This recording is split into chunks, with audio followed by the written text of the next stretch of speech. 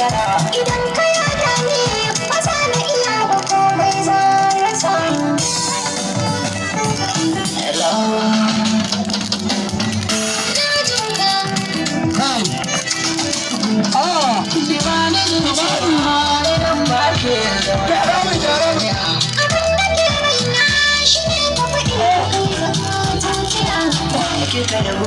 Karin sai ce